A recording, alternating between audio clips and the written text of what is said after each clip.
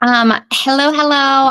Thank you all for joining us. I know right now what I can see is that the few folks who are here have your camera off, which is totally fine if that is what makes your evening smooth. I also know seeing your face would be such a joy if you're able to, and I know Shari will feel like she's talking to humans rather than talking to a black box. So please do whatever makes you comfortable. But as folks trickle in, still, I wanted to introduce myself. I'm Laura Goldstein. I am the owner of Montgomery County Counseling Center. We are a private practice mental health therapy practice. I think I just repeated myself. In the Rockville, North Bethesda area, we treat clients all over the DMV, Maryland, Virginia, and DC. And we really take a focus on the whole family system. So whether we're working with an individual client or whether we're working with a family therapy client or whether we're working with couples counseling, we really look at the full system, which means we also take a big interest in the systems that our families are in, including the school system.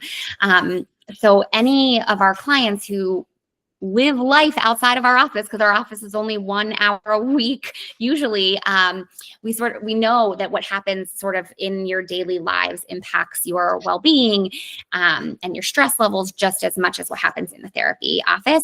And so for that reason, we take such care to be thinking about how we can work with schools and how we can work with teachers and our families and help them work with schools and families. And so it was really kismet when Shari Perry and I had our first conversation. Shari is an educational consultant and an advocate who has spent over 3 decades helping students and their families navigate the school system. She's previously worked in Montgomery County public schools in their special education department, first in a local school, and then worked her way up throughout the department. And so now she consults with families, and really the vibes and the inspiration for this conversation is that whether it's us as therapists who need help overcoming some obstacle within the school system when we're collaborating, or families when you're feeling stuck in helping your child or advocating for what your child needs, that having somebody on the inside, or who was on the inside, who really speaks the language and might be saying the exact same thing that we are saying, but really knows the way to make it stick within the school system and how valuable of a resource that would be. And so that was the ultimate origin of today's presentation. Also, I'm a networker based on vibes, and when Shari and I first met, we were just vibing all along. And so that means that I hope that you will appreciate her energy just as much as I do. That being said, I'm going to turn it over to Shari. Alex Bleiweiss is the Assistant Executive Director of Montgomery County Counseling Center, so he'll be here as a co-host as well. Oh, I'm skipping ahead of myself. Throughout today's presentation, please feel free to use the chat to bounce ideas off of one another and collaborate and conversate in the chat. But if you have a specific question that you would like addressed during the presentation, there's a raise your hand feature at the bottom of your screen that will do a little ding, and then it will say that you've raised your hand. Shari is happy to answer questions throughout the presentation. So she'll talk for about an hour. I know I've taken up a chunk of that time now, but she'll talk for about an hour. She'll answer questions throughout. And then on the other end, there will be sort of like an open session time for questions if you have any. So please feel free to engage and participate as whatever feels best for you. And I think, like I said, if you have any technical difficulties, either myself or Alex, the Montgomery County Counseling Center Assistant Executive Director, can be here to help. And with that, I will turn it over to Shari. Thank you so much for joining us for this service to our community tonight. Well, thank you for that introduction. I appreciate it. And I'm always happy to engage with like-minded individuals and families and other providers, and in any way that we can support families. And it's, I have 4 of my own, and it's a challenging time of life. So we're translating MCPS, as those of us in the business always say, we're bilingual. We speak system and we speak whatever other language. So there we go. As Laura told you all, I've had over 30 years of experience. in Montgomery County Public Schools and now out as an advocate. I taught elementary, alternatives, special education, pre-K through 12th grade. I was a resource teacher for special education. And then ultimately, the last 6 years, I was a coordinator with the Division of Appeals. Also, most importantly, I'm a mom to 4 girls and 2 dogs, which I keep forgetting. They keep reminding me. I'm having, my slides aren't sliding. Hold on here. It was fast. My slides aren't sliding. There we go. Okay. So there's 3 areas of focus for tonight's presentation. How to navigate a school system, executive functioning challenges, and collaboration with schools. Needless to say, these are pretty broad areas, and I'm going to be going through a lot of information. So again, as I go through slides, if you have a question or there's something I haven't hit on that you have a specific need for, please don't hesitate to ask. So navigating the system, knowing what to ask for and who to ask. It's actually really important. It's been a real focus of mine throughout my career to make sure that families knew what their rights were and knew what the laws were. And it really starts with understanding that any local education agency that receives federal funding have guidelines that cover students' rights, privacy, instruction, staff, and special education. And that's all based on the federal and state laws. So if you belong, if your child is enrolled in a local education agency, so around here, Montgomery County, Howard County, Fairfax County, Prince George's County, they are obligated by law, because they receive federal funding, to have policies and regulations that guide all of their services. And so it's important to note that any question you have, one of the first things that I do is I provide families with the regulation or the policy that aligns with your question, because it's there. And in my previous job, the last 6 years, when I worked in the Division of Appeals, in essence, my job was to know what all those regulations and policies are, because I was solving problems like an advocate. And so that's the first place we start. What's the problem? And then how are we going to solve it? And the how usually goes through the regulations and the policies. So it all combines together. And so one of the recommendations I would make is, for example, go on Montgomery County website and they have a search button and just search, because it will ultimately, hopefully, take you to that policy or regulation that will then share with you what the procedures are. Okay. How to persist when faced with no or misinformation from schools. Unfortunately, we know that the barriers that exist with trying to navigate a school system. The first thing is knowing the differences between misinformation and disinformation. And I know it seems subtle, but one of the first conversations that I have with my clients is, if you're looking for somebody to come in to burn the house down and walk away from the ashes, it's just not who I am, because I do believe that staff typically have the best of intentions. The problem with systems is they just react and keep moving. And they don't take the time to stop and ask the why, right? So the what is it academic? Is it behavioral? Is it social emotional? What's the disconnect? But because they're a system, they just keep going. And so you might get some misinformation, because everyone can't be experts in everything. And so I've sat in meetings with principals, with school psychologists, with other people who have shared misinformation that just wasn't the law. And so I very politely, with collaboration and sometimes those courageous conversations, had to push back on behalf of my clients to dispel that misinformation. Sometimes it may feel like you're getting disinformation, but that's where an advocate or a mental health provider or somebody can help you discern whether, because it's your child. And so it's really hard when you're in all your feels and you're in the moment to sort of separate that out. And so having a professional to talk to will help. If you are in disagreement, get it in writing. Get the decision, whatever that decision is, get it in writing, because you can't appeal anything unless you have that decision in writing.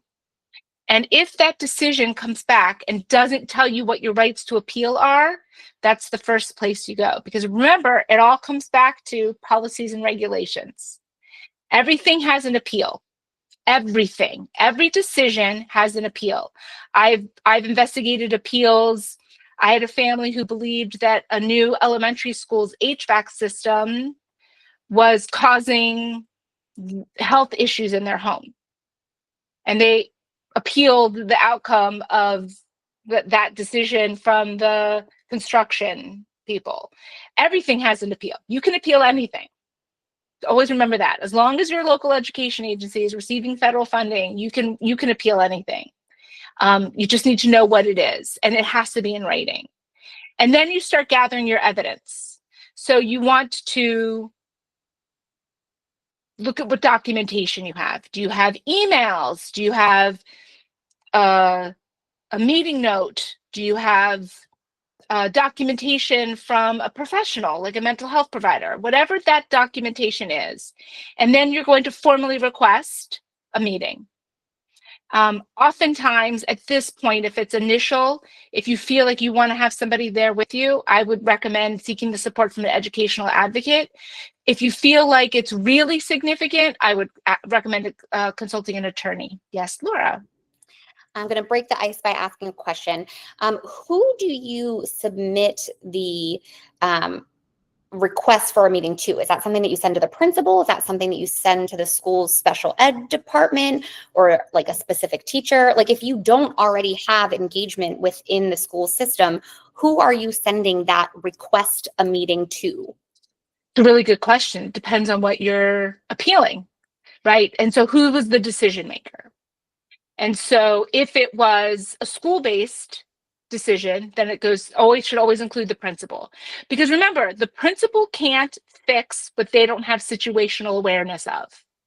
So if somebody in their building has made a decision and it's impacting you, always include the principal, right? And so it could be a schedule change, it could be a grade, it could be a detention, it could be anything. If it's a specific special ed process, that's a different conversation. For example, let's say it was an IEP meeting and you are disagreeing with the outcome of an IEP meeting. That's a completely different process. That's actually always on the paperwork, and that goes through a different office. So that's a completely different process. But it could be a transportation appeal. It could be an athletic waiver appeal. It could be a change of school assignment appeal. So it just depends on who the decision maker was. And then ultimately you're going to go initially to them or their immediate supervisor. Thank you so much. It's also really helpful to ground this conversation that this isn't just in special ed requests. It's not just for IEP requests or support for your student for learning. It could be literally anything that you are asking of the school that you think will support your kid is what you're talking about. Literally anything, which anything has expanded the scope of what you're talking about for me. So thank you. Yeah, of course. And again, just as a reminder, it could be, sorry, I'm just going to close my door for a second. I apologize. But yeah, it could be literally anything that you are looking to appeal. And sorry, life happens even in the midst of a presentation. But we're job people here. Some other big ones are like change of school assignment, disciplinary outcomes, transportation requests, athletic waivers. And there's another big broad category. It's called general complaint from the public. And so that's anything that doesn't fit into these other categories is a general complaint from the public. And that's actually a really good regulation as a follow-up to look up, because complaints from the public are a really good avenue by which a community member or a parent or somebody can make a general appeal. So we'll follow up with that. Maybe we'll have some follow-ups and send some links. Okay.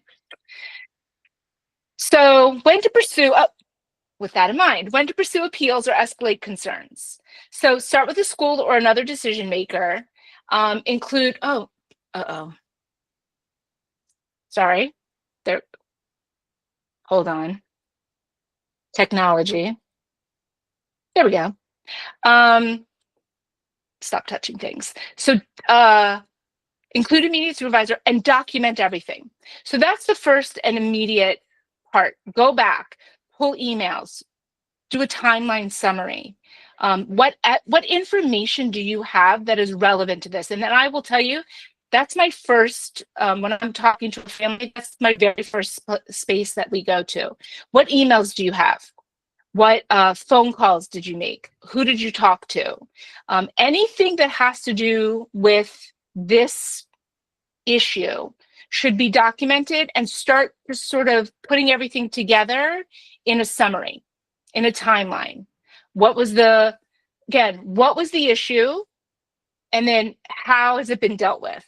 And those are going to be the places where you start. And then review the school and district policies. So that goes back to our regulations and our policies, right? So we're going to keep coming back to that, because that's it's legal. They have to show you and tell you what your rights are and what the processes are and who you contact and how much time you have. And then write a formal letter. Please don't overthink it. It doesn't have to be a soliloquy. It doesn't have to be, you're not writing a novel or even a novella, right? It could be a 3 to 4 sentence email or a letter. This is what I'm complaining about. This is what I'm appealing. This is the impact it's having. I want to talk to somebody. And then know your deadlines. And I will tell you, don't let the deadlines freak you out. It's a school system. These are children. Staff really do want to help try to support you and help you solve problems. If it says 10 days and it's been 15, still move forward with your request. Yeah, that's always my recommendation. I worked in the Division of Appeals, and technically, like, the change of school assignment appeals was like within a 3-month period, and we did them 12 months a year. So things happen. These are children. Okay, how to speak the language in school meetings and understand processes accurately. This is really challenging, and I think I have a few like hard and fast rules when I used to run meetings. So I'm going to go through this, and then I'm going to share some of the things that I think people should look out for. You want to identify the key decision makers. Luckily, Montgomery County Public School website is relatively easy to sort of toggle your way through. The people are pretty well identified.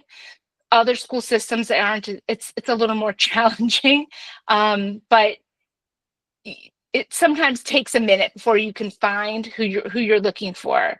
Something that's a little secret that I like to share is always review district board meeting minutes for ongoing discussions, tone, and values. So you can go, when you go on, in particular, the Montgomery County website, there's a Board of Education tab. And then you can go in there, and it's got the meeting minutes from all prior meetings, and they also record them. One of the most interesting things to look at is the public speaking comments, because the public is who's driving the train. Local education agency, your tax dollars, education's a service industry. And so I personally, as a habit, but I still watch every board meeting. I like to know which board member is voting which way, who's representing my particular district, how are they, what's their thinking like, what are they supporting, what are they not supporting, and what are community members fighting for? And does it make sense for me to have one of my clients join in the conversation, or look at this decision that was made, look at this outcome? I think those all sway the tonality of the board and how they are driving policies and regulations in the county. Understand the vocabulary used. So now we're going to go to some of my little pet peeves, but one of the worst habits of any public educator is when they speak in acronyms during meetings.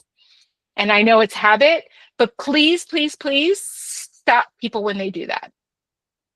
Say, I'm sorry, I don't understand what you're saying. I know it's clear to you, but I don't know what that means. You know, I always introduced family members and their guests first and made them feel like they were a significant part of the process, because they are. And it's important that when you are in a meeting, because you're already feeling emotional, you're already feeling a certain kind of way, because you're probably there usually because there's an issue or there's something you're trying to figure out or navigate on behalf of your child. And it's important that the staff members who are there acknowledge you and make you feel a part of it. And when they start speaking in a language that you don't understand, then it just makes you feel more othered. So I, on behalf of my clients, will often stop and ask people to restate what they're saying, slow down, and explain the acronyms and what does that mean and what is the impact of what they're saying. Be transparent and consistent. I always, before a meeting, will share a document with the school team, letting them know what the family would like to discuss. I think it's important that there's a tone of collaboration and it feels as though everyone is there to solve a problem on behalf of the child. It's not an us versus them. It's an us on behalf of the child. And it's important to remember that. It is important to remember that. That's the goal. It should be the goal, at least. Are there any questions before I move on to executive functioning challenges about navigating the system in particular?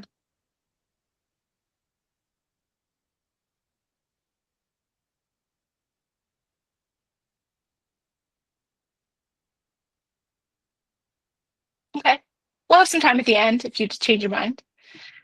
Okay, here's one of the big ones. Oh, go ahead. Just for sake of creating participation for you, I want to really emphasize like this idea of speaking in acronyms. And I think as a mental health provider, chances are I like accidentally do that sometimes too.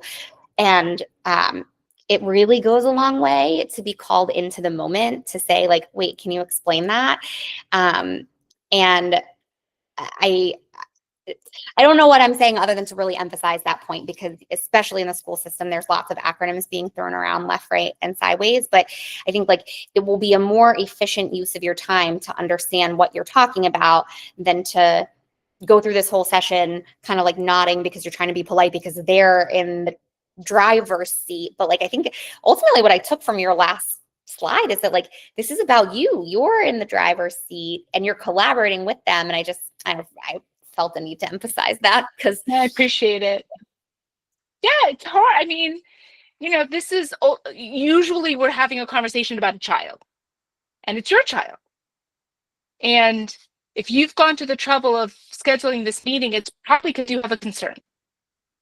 And so, you know, I always tried to, when I was on the other side, when I worked for the county, it's hard. And I, because you have a deadline and you've got other stuff going on and busy.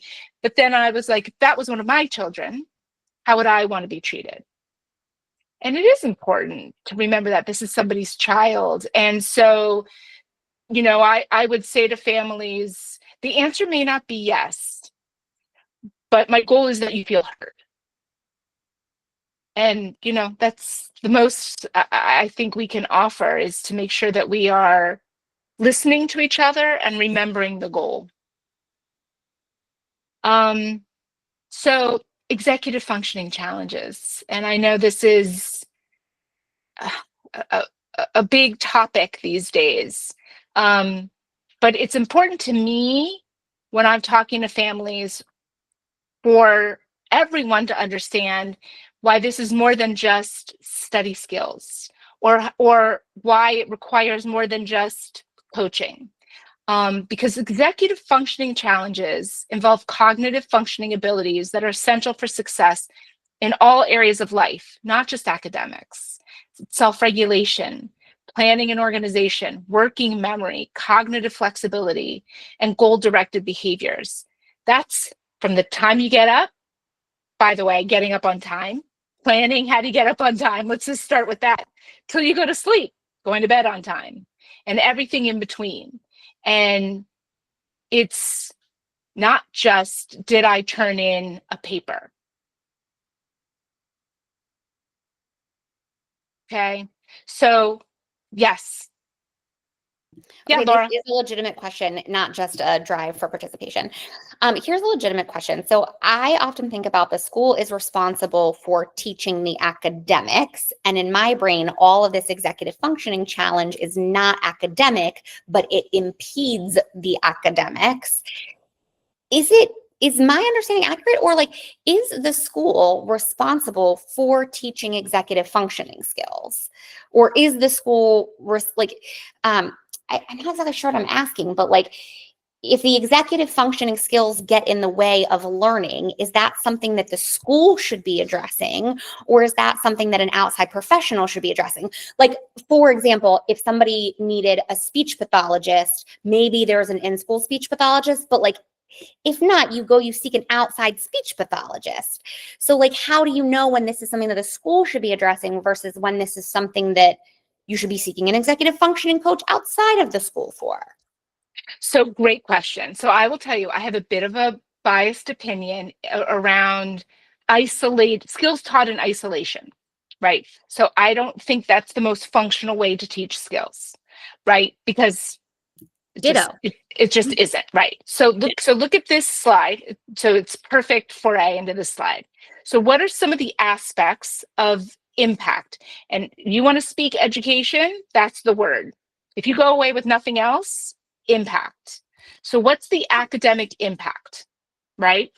Poor time management, difficulty organizing thoughts, healthy decision making, emotional regulation, ability to consider others' needs. Think about a school day and how those 5 things might impact a school day. Like 24/7. 24/7, right? Poor time management. I mean, that's, coming to class late, not turning in assignments, not finishing assignments, not knowing where your classes are, all of the missing a bus, all of the above. Difficulty organizing thoughts, any written language assignment, math, problem solving, science labs, world language, like art class, all of the above.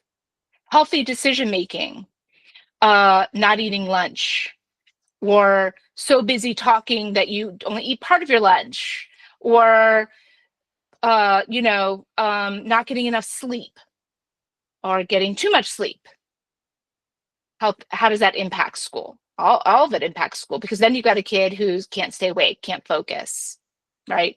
Emotional regulation, right? So I want to come back to that for a quick second, because there's something really interesting that happens on the regular. Ability to consider others' needs, peer interactions, right? So I think one of the biggest points that I make when you think about executive functioning, it's how do you plan a conversation?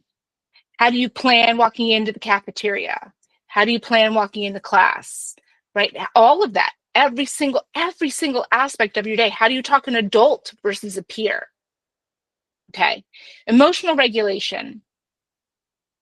If I had a nickel for every time a parent would come into a school and say, my kid is falling apart, and the school team says, they're fine here.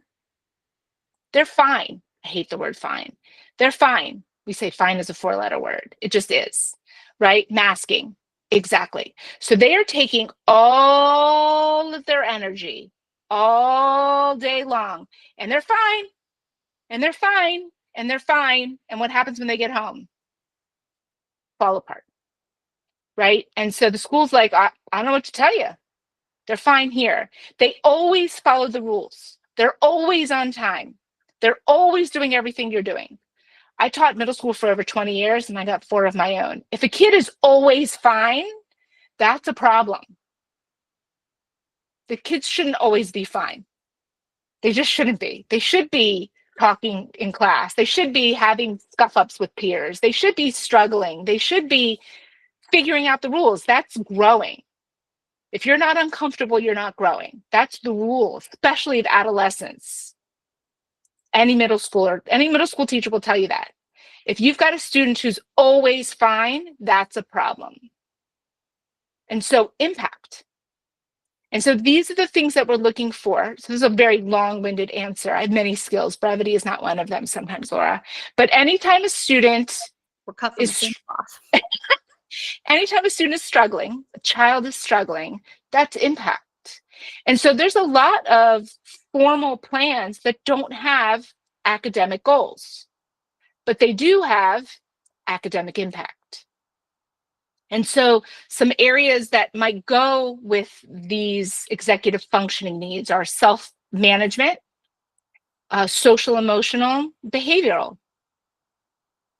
Also self-advocacy, right? Because if you've got a student who's doing this all day long and is never asking for help, well, that's not okay either, because they're going to end up with an ulcer by the time they're 13.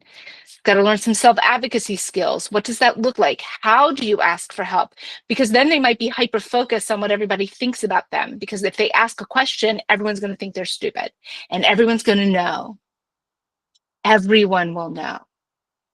I hear that often and over and repeatedly, right? Because the key to adolescence is, how do we get them the help they need without making them feel like they're getting the help they need? Think about that one. Okay, the connection, most importantly, not most importantly, but oftentimes the conversation we end up having, the connection between executive functioning and mental health.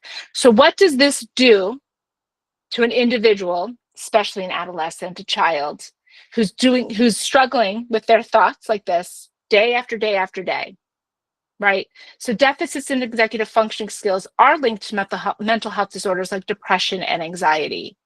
That dysregulation, that falling apart when they get home. It can lead to struggles that may exacerbate existing mental health issues. Impact, right? So here again, the connection between impact, between executive functioning and academic impact. Motivation, start seeing school refusal. Self-esteem, maybe they start self-medicating or they develop an eating disorder. Managing their emotions, you start seeing significant mood dysregulation at home. And completing tasks, they just stop. The room starts looking like a hazardous waste situation. Maybe they're hiding things, maybe it's hoarding things. It can manifest in negative emotions that impair executive functioning, and then that spirals, it worsens the mental health. It's that awful, awful cycle that continues. Academic impact.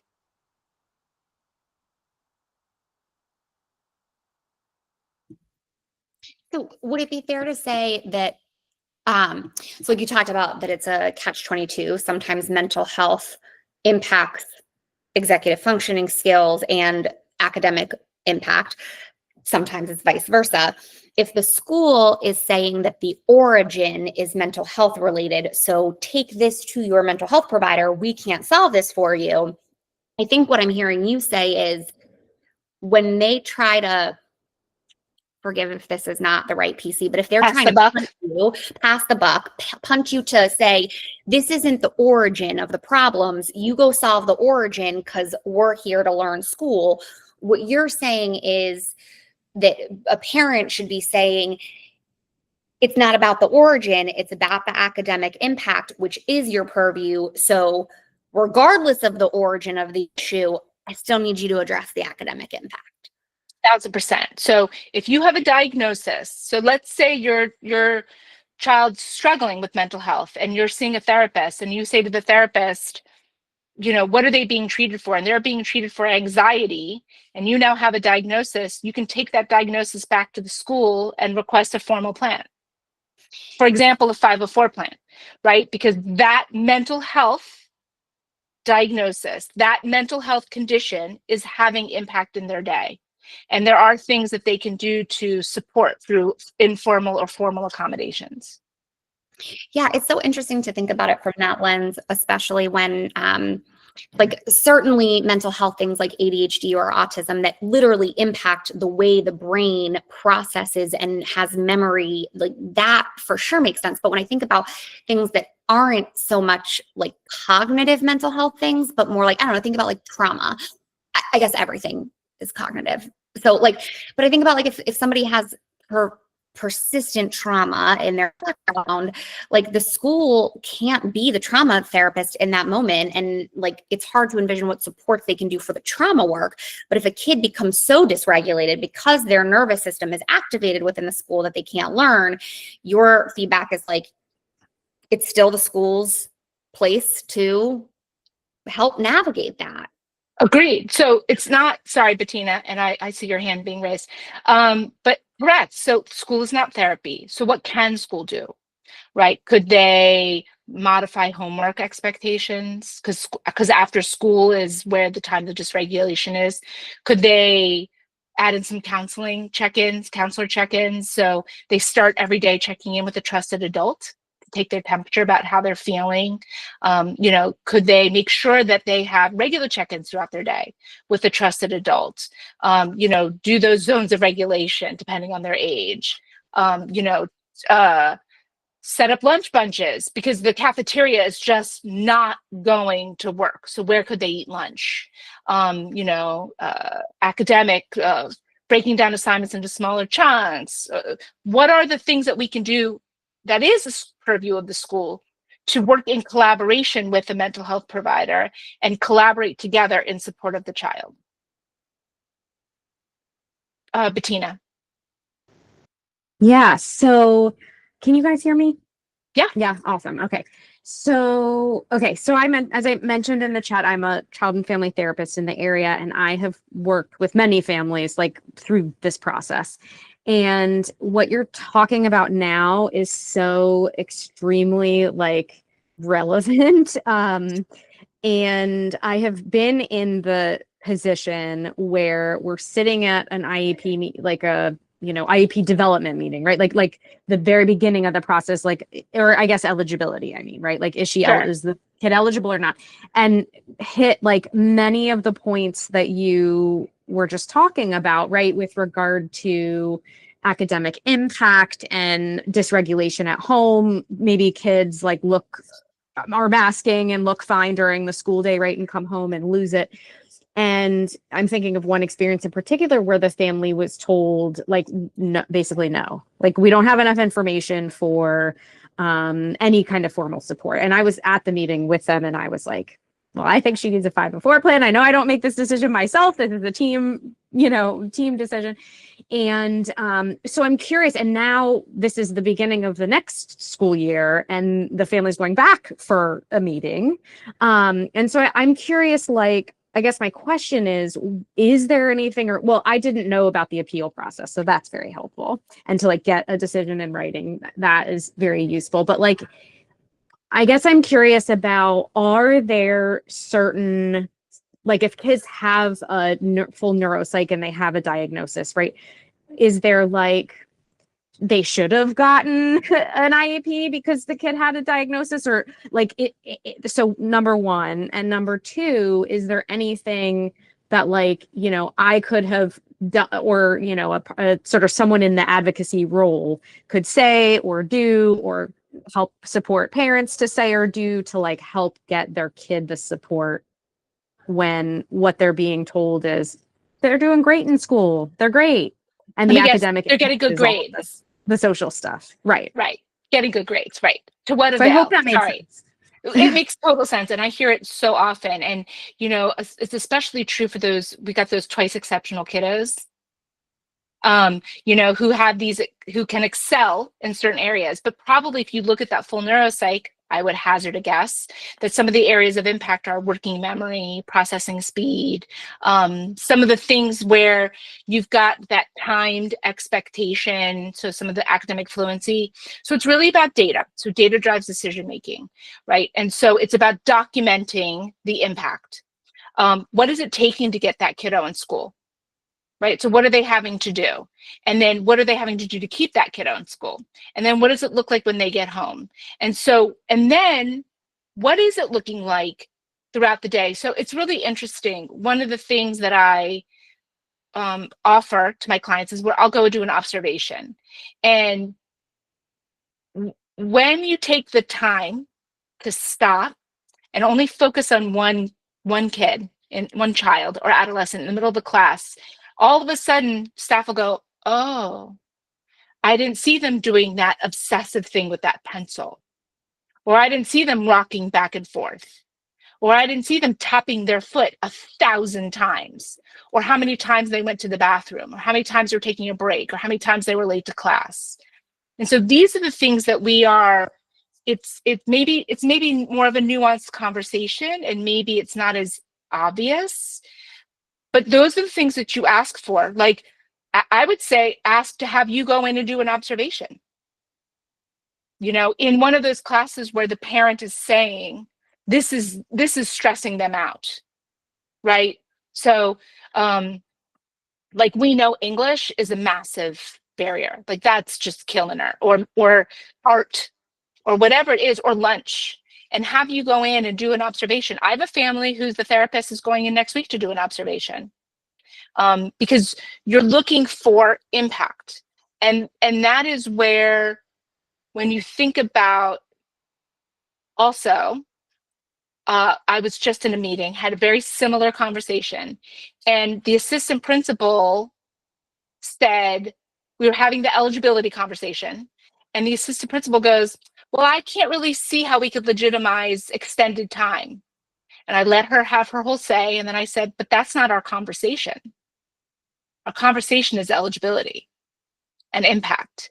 And you can't, and that is what school teams will often do. They try to legitimize the accommodations before we've had the eligibility conversation. And I think that's an important thing, because I get it, and they're moving fast. Again, school systems react, but it's really about data, and it's not just about grades, right? Because remember, if somebody's getting 100% on everything, that's a problem. Why?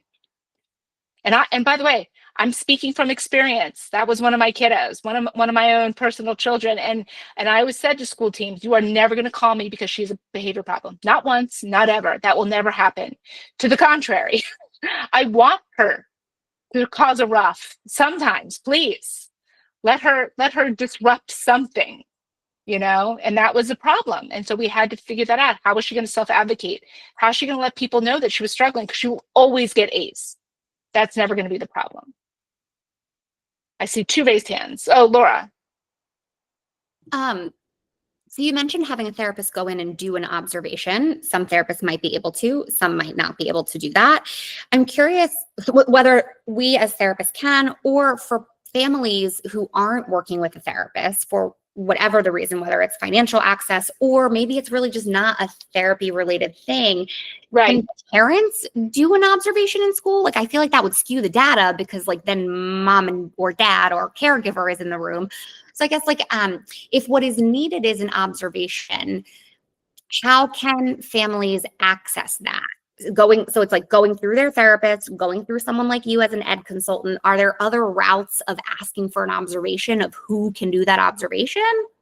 Yeah, I mean, you certainly could have a staff member do an observation, and you know, and just basically say, like, this is what we're looking for. The issue with a lot of these observations is, like, when you read it, the language is it's subjective, right? Putting their thoughts. Like, I read some observations, and they were like, they really tried their best and were totally focused. I was like, how do you know they tried their best? How do you know they were totally focused? They could have been thinking about the moon or what they were going to have for dinner.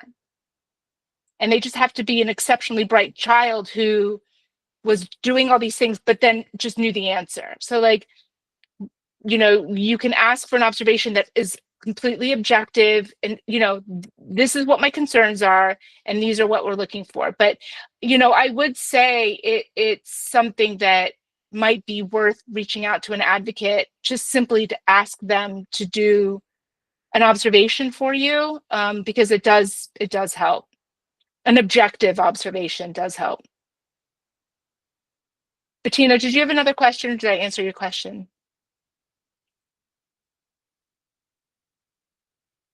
Okay, I'll come back to Bettina. Okay, collaboration with schools.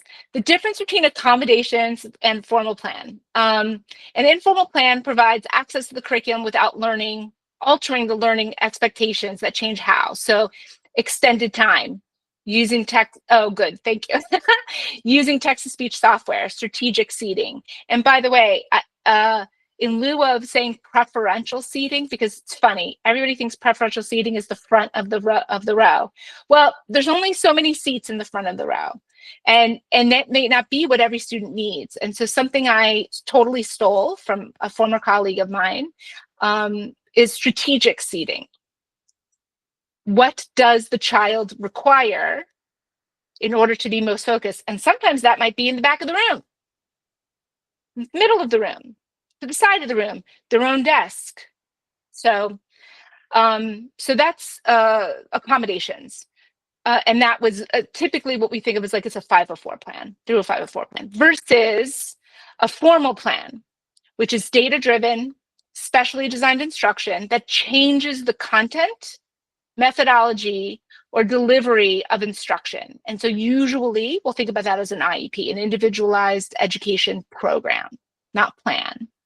Program, because it's all kinds of services. And that's intensive. It could be some examples.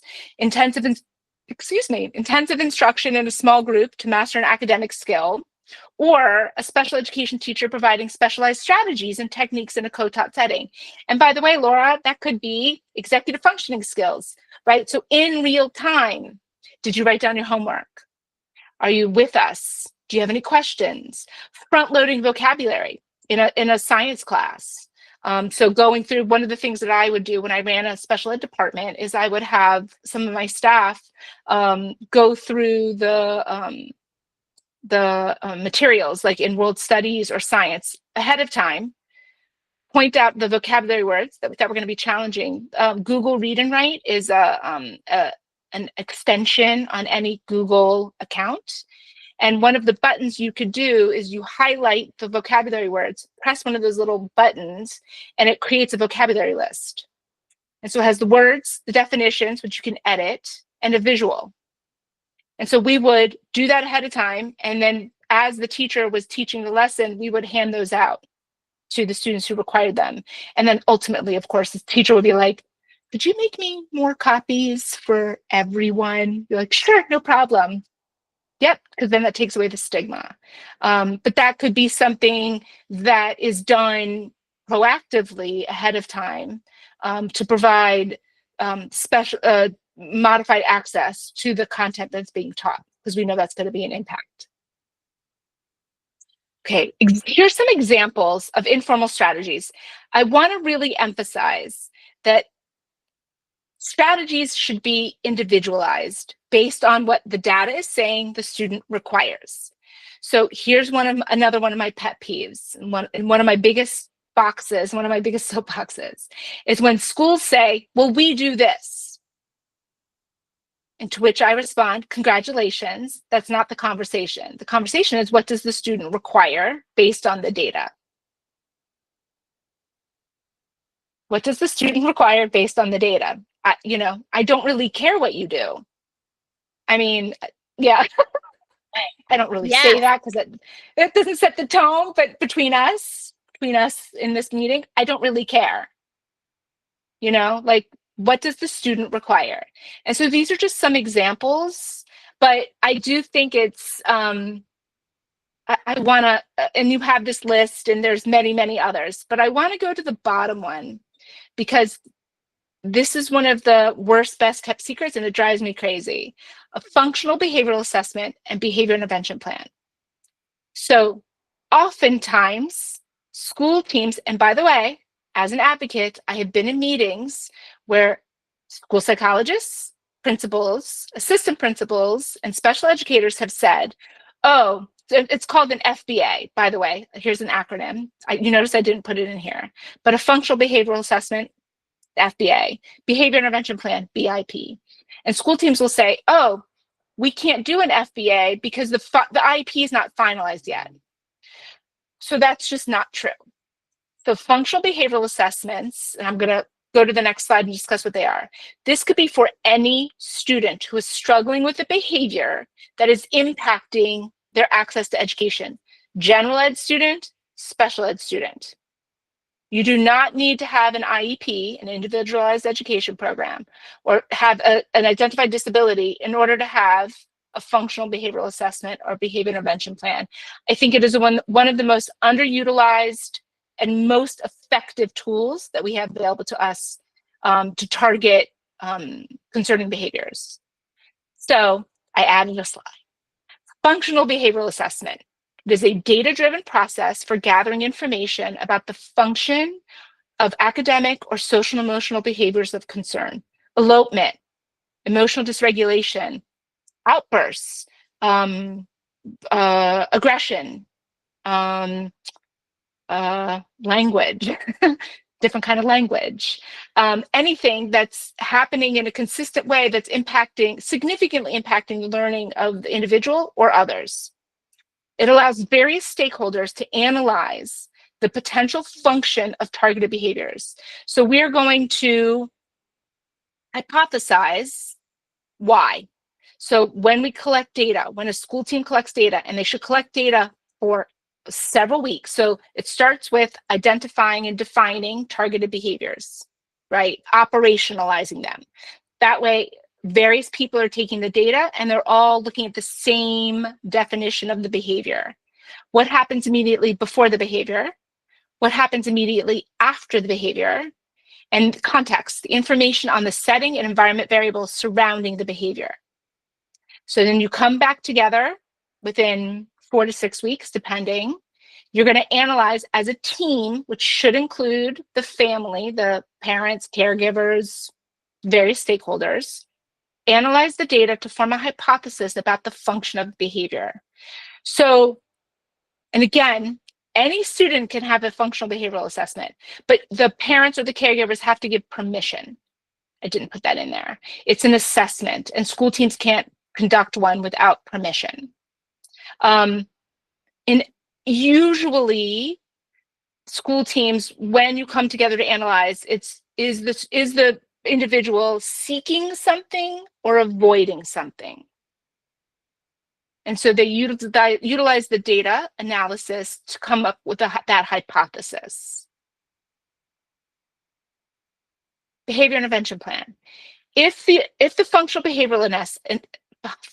behavioral assessment, FBA, drives a hypothesis where the team agrees that a plan is warranted, then you come back together and you develop collaboratively a behavior intervention plan. What should include? Description of the targeted behaviors, the hypothesized functions about why the behavior is occurring, positive strategies such as environmental changes in instruction. I'm going to come back to that. Program or curricular modifications. Identify how staff will be trained to effectively implement the plan, and then come back regularly to analyze the data. This is not what is the student going to do differently. If the student could do it differently, we wouldn't be developing a behavior intervention plan now, would we? What are the adults going to do to modify the environment to support the student developing different behaviors? Yes, Laura. I don't know if there is an answer to this question, but how could anyone, whether it is a parent advocating on their own behalf or a therapist advocating on behalf, oh no, is that me or is that Laura? It's on Laura, I think. Oh no, I think she was asking a really good question. Can you? No. Now we can hear you. Hear me? No. Oh wait. Hear me? Oh no. We good? Keep trying. Carry on then. I don't know what's happening on my, but I don't know. We'll carry on. Yeah. So I'm going to go to the next slide, Laura, but then we're going to come back to you. Oh, wait, there you are. Okay. Yes. You can hear me now? So bizarre. I don't know what the heck happened. That was really bizarre. Okay, so whether it's a parent advocating on behalf of their child or a therapist advocating on behalf of our client, like how do we say in a meeting, like, how are you going to train the adults to do this? Oh, fudge. No, we can hear you. Oh, okay. I now see that it says I lost connection on my end. How do we say that to a family? How do we say that to a school without sounding really condescending or like, hey, we're asking you to do your job, but I'm also asking you to prove to me that you're going to do your job. But Yeah, I I think that's what you say. It's your, and that's what I say to parents all the time. That's your right to ask that question, right? Huh? What are the adults going to do differently? So is that involving additional staff? Is that professional learning? Are you bringing in staff from central office? What are the adults going to do to support my child? Because again, well, go ahead. There's a difference between what are the adults going to do differently to support my child versus what are you going to do to train the adults what to do differently to support my child. It's almost like a meta layer, and that's the part that feels hard. So I think you ask it in a way that says, what are the adults going to do differently? And hopefully within that answer, they're going to talk about professional learning opportunities, consultation with central office staff that specialize. So, here's another little nugget. So there's offices in central office that support every aspect of a child's day: nutrition, transportation, facilities, their desks. If somebody needs an accommodated desk, where do you go? And then there's learning. So there's people that are specially trained in elementary, secondary, every curriculum that exists, behaviors, and disabilities. So there are people that are specially trained in behaviors. That's what they do. There's people that are specially trained in speech and language. There's people that are specially trained in occupational therapy, in autism, in learning disabilities, in executive functioning needs, all the things. And so using technology, there's a whole office just for technology. There's a whole office for academic and enriched instruction. Again, we talked about twice exceptional, and I know I'm using a lot of terms, but for those students that maybe have an exceptional academic profile in a couple of areas, but then big needs in others. So there's that discrepancy. There's a whole office. There's a page on the MCPS website that specifically talks about twice exceptional learners, those who need enriched and innovative instruction, who aren't in a program. So there are people in central office, that is their job. And so I ask school teams all the time, who are you bringing in? And it's, part of my job is to know who those players are. And so I'm always, okay, who's going where, who's, who got reorganized, who's in the central office team, who's supporting it, who's ahead of it. But it's understanding who's available to support the school team, because the school team is responsible for supporting the child. So ask, who are you bringing in to support my child? Yeah, and it's okay. You're allowed to ask. Parents are allowed to ask. And if they're not sure they're getting the right answer, then they should ask somebody else.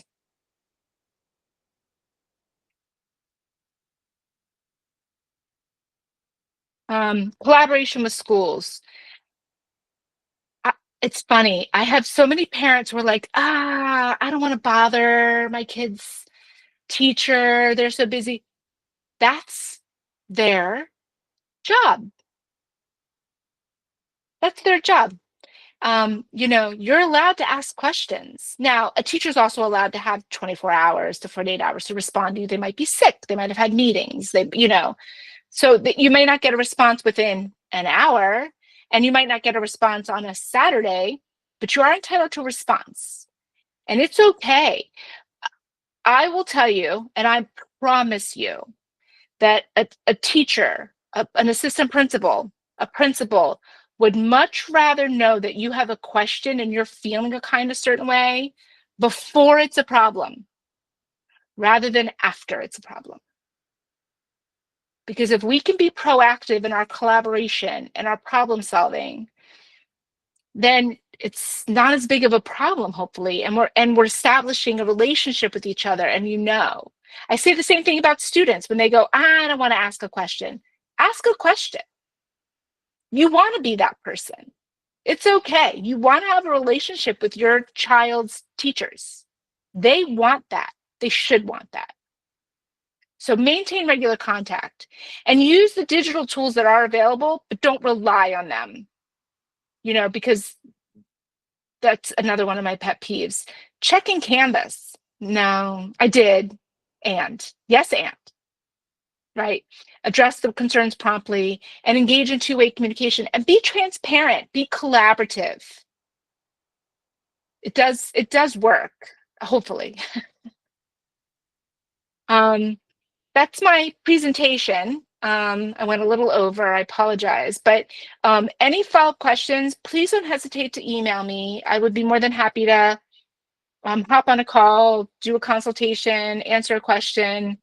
It's a lot, and I know I probably talked a little fast and went off on some tangents, but yeah, I mean, it's really challenging when we're trying to do what's best for our children or our clients. Any other questions? I guess I just have one question, and not to prolong us for anyone who has to go or whatever, but to kind of end where we started, I think the first comment you made was that for the most part, people's hearts are in the right place. And if you go to an eligibility meeting, they might have several in the same day, and they're very busy, and there are a lot of no's and a lot of, but people's hearts are usually in the right place. And so when you think about your role now as an advocate, where there's very much, you're entitled to this, you should ask for this, get that, I want this. But you think about your role a few years ago in MCPS, and you think about who's in that job now and people who you probably know, personally or certainly professionally, Yep. who's you as an advocate might be saying, you're entitled to this and you deserve this and this will help. And you have all the ideas and want all the things, but the person on the other end might be saying, like, my hands are tied. And I just kind of wonder, I don't have a great question in mind other than, like, if that person retired today and became an advocate, they would have switched roles and been like, I want all these things that they were saying no to a year ago. And so just how do you kind of like juxtapose that, I guess, is the best way of asking. Yeah, it's a great question. And so, not surprisingly, Alex, won't surprise you, we've had a few conversations. I was sort of always this person. And so I wanted parents to know what they could ask for, and I wanted them to know their rights, and I wanted them to know that it was a local education agency that received federal funding, and these were the regulations, and this is what they were entitled to. And so why can't we try thinking outside the box? Like, I don't know, let's give it a whirl. Let's see if it works. Let's see if we can make it happen for your child. I think there's a fixed mindset and a growth mindset, and that's a very big educational phrase. But this is just who I've always been, and I have always been that person in meetings. When I was far younger and had far fewer gray hairs, or at least they were covered up better, and I was always the one going, "Well, why can't we do that?" Like, they want their kid to have 2 music classes because they have this disability that gives them perfect pitch, and that's what's going to make them happy to come to school. Okay, so give them 2 music classes. Let's figure it out. Like, let's try. So, yeah, I think that if you try to work with school teams and they don't have that right mindset, then we need to go above you, and we need to ask different people. And I'll keep going, because I know those people too. That's what I recommend to parents. Like, I tell them all the time, well, they have a boss, and that person has a boss, till you get to the superintendent, and the superintendent has a boss. So keep asking. Yes, Laura. I think my question piggybacks on exactly this. How do you can you hear me now? Yeah. Okay. How do you distinguish between when it's time to bring in an educational advocate, somebody like you, to know the ins and outs of this, versus when it's time to bring in an educational attorney? And what are sort of the mile markers of like, hey, we've been taking these tools that we learned in this free webinar from Montgomery County Counseling Center this one time, but that's not working. Like, how do families know when to take those next steps? A really good question. And I wish I had like this solid answer. But there is one, and the one thing that I would recommend, if you are in disagreement with an IEP and you want to appeal it, what the office that deals with that is the Resolution and Compliance Unit. And one of the things you could do is file for a mediation due process. I always recommend you consult an attorney before you do that, because like I could help you with the mediation, but I don't do due process. That's an attorney. That's a legal proceeding, and it goes really fast. And I will not go into a mediation with the family unless they've spoken to an attorney first, because I want them to not be like, I have a hearing next week and now I need an attorney. Like, that's gonna not end well. So that's one of the ones for sure. You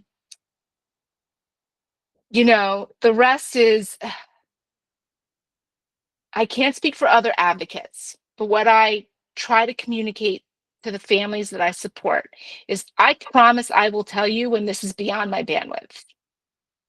When we have hit a mark, or it's become so egregious that I believe that there's a compliance issue that warrants legal guidance. Sure. And so, you know, I think like I always do, a complimentary consultation and ask the question, is this something you could do, or is this something I need an attorney for? Okay. I noticed that there are some questions in the chat too of folks who probably just not able Great. to chime in verbally. So Antoinette, about getting a copy of the recording, we will figure out how we can disseminate the recording to the people who enrolled and didn't come today. So stay tuned in your Eventbrite emails. More specific to the presentation, someone asked, my child is in the new MCPS blended learning program and has an IEP. Any suggestions on ideas of how to support executive functioning skills virtually? I feel like Yeah. Tell us too, because we have kids who need them. Yeah, I love the blended learning program. And so there is a special educator. It was Winter Bingham who was in charge of all IEPs in the blended learning program. I don't know if she still is. I could look it up, but Winter, Bingham.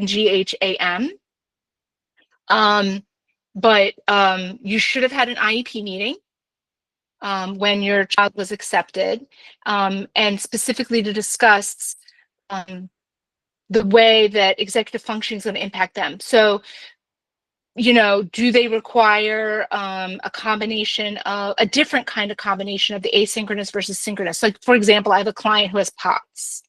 And I would not use the acronym, except I don't remember off the top of my head. I'm having a late Monday what POT stands for, so I know Laura will type it out. But it's, you know, it impacts their ability to get up on time and focus and their attendance. And so we scheduled an IEP meeting. We had updated documentation of the child's diagnosis. And thank you. Even if I knew what it was, I probably wouldn't say it correctly. So there you go, syndrome. And talked about those accommodations. So again, it goes back to accommodations versus specialized instruction. So this student needed flexibility with scheduling. They needed Winter Bingham, right? Winter Bingham's in charge of it. So involve Winter Bingham in the conversation. Tell them you want to have an IEP meeting and talk specifically about your child's needs and how they can be accommodated throughout their day. Do they need access to certain classes being recorded in addition to being in live? Can they have a school counselor meet with them to go over their assignments every week? What is their case manager doing to support that? So there's anything, basically, it's their school day. So anything that needs to be accommodated in that way, do they need access to teacher notes? How are the materials getting accommodated for them or modified? Are they doing small group pullouts? What does that look like? So anything that could be done during an academic day can still be done in the blended learning program. They just need to think about it in a little more creative of a way, and make sure that you've got the case manager, the person in charge of the IEPs, meeting with your child on a regular basis to make sure that they are keeping track of their assignments. Is there a Google Doc? By the way, do a Google Doc that can be used in real time for communication for assignments. Hey, Laura, I see that you're behind on your math assignment. Do you need to do an office? And just put it in the Google Doc, somehow. The homeschool communication system. What is that looking like for blended learning?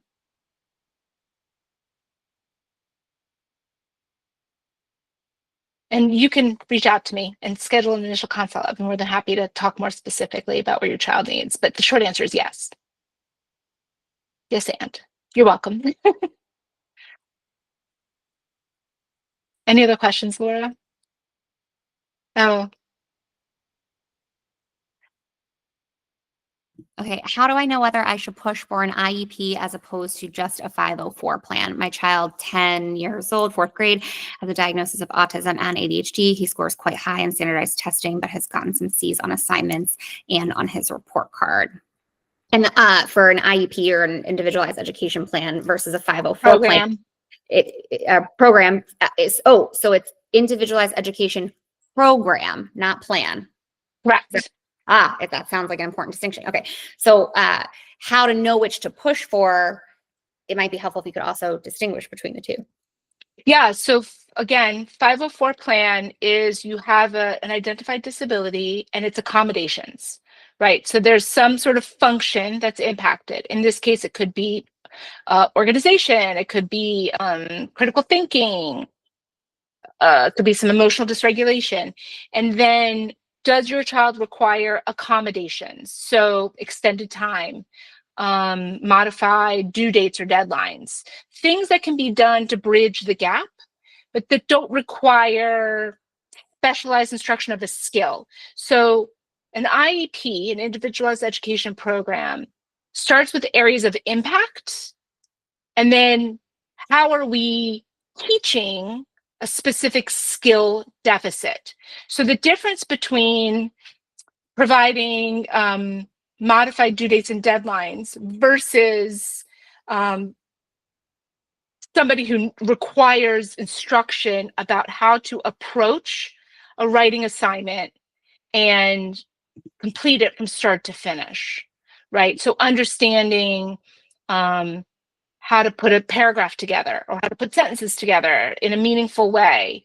And then there's objectives and benchmarks, but they require explicit instruction in that skill. So there's a skill that's a deficit that requires a specialized person to provide them with that learning.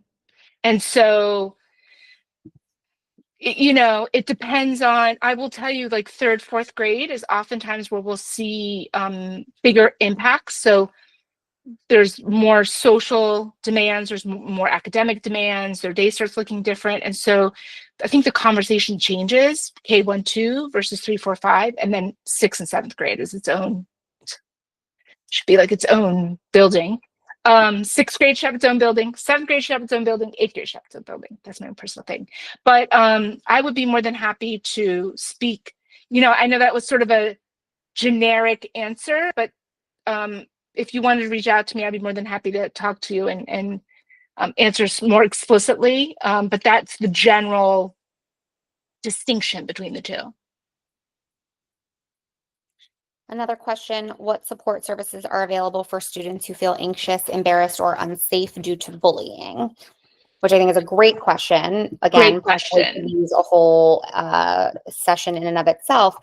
And I want you to be the one to answer, but I really go back to the beginning of today's presentation where we were talking about the fact that like advocating within the school can be for anything. It doesn't have to be for an IEP or a mental health diagnosis, but it can be for anything. And like, this is one of those things. So go to the MCPS website and do in the search bar bullying harassment. There is absolutely a regulation and a policy that specifically address bullying and harassment. And you can fill out a form, you can document, and you can ask for an investigation. Now, sometimes students go, oh, depending on the age, don't do that, don't do that, don't do that. I don't want them to know. You have to find somebody in the school to let them know what's going on and what's happening. I just had a meeting last week for a student who's on the autism spectrum and is being targeted specifically because they are on the autism spectrum and are being, so the kids knew, middle schooler kids knew they could get a reaction, and a reaction they got. And so they were getting him to do things that were unsafe, that were bad, embarrassing, all the things. And so one of the things that can be put into place is a safety measures plan. And that's something that parents could be a part of. And those are specific accommodations that are put in place for any student because there's a situation that is impacting their ability to be safe in school. Bare minimum, the principal should know what's going on, school counselor should know what's going on, grade level administrator should know what's going on. You know, document, come with specific examples and let them know how your child is feeling. But, you know, is it happening? Where is it happening? How is it happening? And how is the school going to protect your child? I will also let you know that the school team bears equal responsibility for reporting bullying, as do families. So if the school team has awareness of a situation that constitutes bullying, then they either need to, they are required, because they're mandated reporters by law, to tell the family of their rights to report it as bullying or report it themselves. And that is it is in the regulation, and that is on the form. And there is a process that once a principal is aware of it, they're required to follow. And this is interesting to me. Can I repeat that to see that I got it? So teachers, well, really any school professional, any professional in the school building, any staff member. Any staff member that is in the building is required to report bullying through this process. Is it they're required to report it through this process, or is it they're required to report it to the parents? Required through this process. Right, they're required to report it through this process. Through the parent, just depending on their role. But like, you know, if a school security member sees it, or if a building service worker sees it, like oftentimes they obviously won't have a relationship with the parent to report it, so they might report it to the principal, or they're required to report it. That is fascinating. I did not know that, because so often we hear stories of we've reported it and nothing has been done. But I didn't know that it worked in the reverse, that like, you know, parents and therapists don't have eyes and ears always. And I think there are a lot of kids who fear that my parents are going to make it a bigger deal than it is. I don't want to tell them. I don't want, you know, all the SWAT team coming in. And in some circumstances, the SWAT team might not be necessary, but in some circumstances, really, it might. And yep. I'm fascinated to know that that is a regulation. I didn't know that. Yeah. Bullying and harassment. Yep. It's on there. And there's a form. There's always a form. Maybe before the end of the presentation, you might be able to drop, like you said, you know, look for the regulations. Like, where do people look for all of these regulations? While you do that, another question was asked in the chat, but I can wait if you're not a great multitasker. No, go ahead. Right. So the question that was asked in the chat is, my child has a diagnosis of autism, dyslexia, dysgraphia, and anxiety. We have met resistance from the school for an IEP. They agreed to a 504, but don't like the accommodations the neuropsychologist recommended. Is this something I should pursue for an advocate, lawyer, revisit for an IEP, or ask the school for policies and regulations that he is entitled to? Yes, all of the above. What's the impact? So it's data. And again, I'm going to give a general answer because obviously I don't know the data, but data-driven decision-making, right? And so what is the data? They don't have to like the recommendations. I'm going to take a step back. Sometimes parents will come to the school team with a 50-page neuropsych report, right? And it's beautiful and it's everything their child is. Oftentimes, about a third of it isn't directly tied to what can be done in a school. So to your point, Laura, right? It's not a therapeutic school setting. And so some of those recommendations don't align with a local education agency. But there's ways to translate what recommendations are being made into how they could be managed through a school. And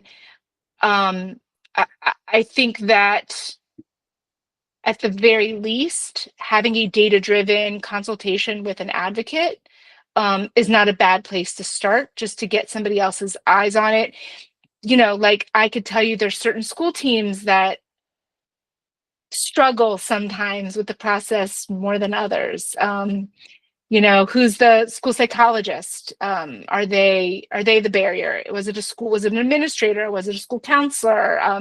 You know, let me reach out to a colleague who I know knows the people there and get a little inside information. Sometimes is helpful about drive my recommendations, if that makes sense. Well, and I think that this question really speaks to something that I experience as a therapist when I collaborate with the schools, is that like I do very much believe in something that you said, which is that most of the individuals involved have students' best interest in mind. And at the same time, I really relate to the fact that also most of these individuals involved are also burning the candle on both ends themselves. Forget what's going on in their own personal home lives, but within the school life, they are so overwhelmed with the ability to do whatever their job might be that when they're presented with more work to be done, like we're all only human, and it reaches like a max tipping point. And I worry, I don't want to say that this is what happens, but I worry that sometimes people say no in the example, like what was given in the last question, sort of not with the presumption that parents don't know what their rights are, what they aren't, and that just saying no from a position of power or authority means I can not have to deal with this, which again doesn't assume best intention, but I hold empathy for the whole system. But I think that like for the circumstance of the people who are in this training today who are educating yourselves, like education is power, because you can then go in and say, I'd like to appeal all of these no's that you've given me, and I'd like to have a meeting. And I go back to one of your very first slides, and when I said like, who do you even ask for? Because if the assumption is you don't know how to advocate, you'll just be quiet. Like you take all the stuff in Shari's presentation and you say like, I know that I have the right to appeal and I'd like to do that. And then maybe they'll say like, fine, we'll just. Exactly. Stop reacting and start being a little more proactive. Very quickly. So here's the MCPS website. This is in the way. So here, search here, bullying. You can see I look it up quite often, bullying harassment. Search. Okay, so policy JHF. Can you guys see that okay? Mm-hmm. Bullying harassment. And there's the policy. So someone could type into that search bar anything. And look for the thing that says JFH. JHF. JHF. What does that stand for? That's the name of the policy. So it's JHF. That's the name of the bullying policy. Yes, that's the bullying policy. So again, just FYI, it goes through all the implementation strategies, professional learning. So let's say someone wants to look up being on a different bus. You search bus routes, transportation request. Okay. And then how do you know which of these to even click on? Because there's a just form depends which says the policy on it. So you're looking for transportation policy, or you look like here's contact us. I think I don't know exactly what I'm looking for, other than I'm trying to. Yes, bullying policies, JHF. What I'm trying to get at is like here. Let me give you another example. Change of school assignment. That's a big one, right? Mhm. So here's the most recent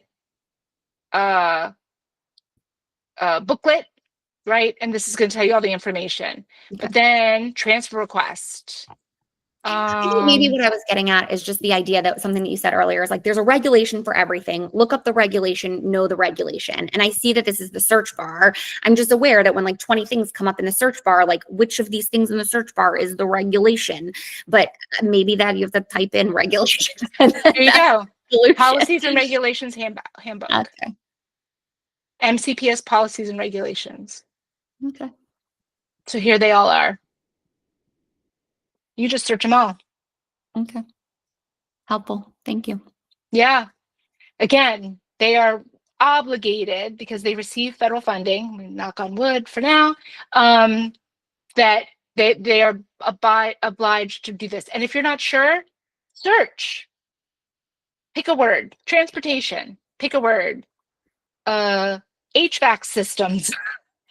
You know, we had a parent, a community member that came and complained that they felt that the people in the neighborhood were walking their dog on a field too often, and there was too much poop, and so they wanted to appeal the way the people had access. So we were responsible for investigating that request.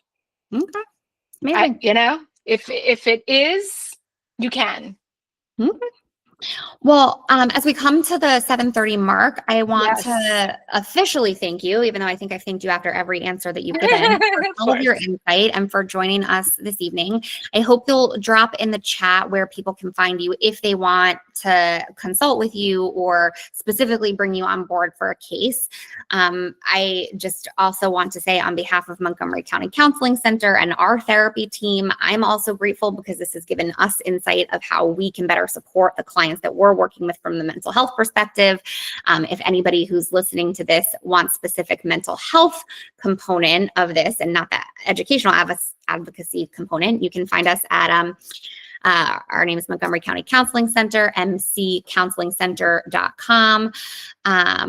And we are always happy to help, whether we can provide direct services or guide you towards the right services. No matter what, you're going to get a return phone call with us. Thank you so much again, Shari, and also for the folks who are echoing that in the comments. A lot of thank yous as well. So Yeah, thank you. Thank you and guys. have a wonderful evening. Have a good evening, everyone. Thank you. Bye-bye.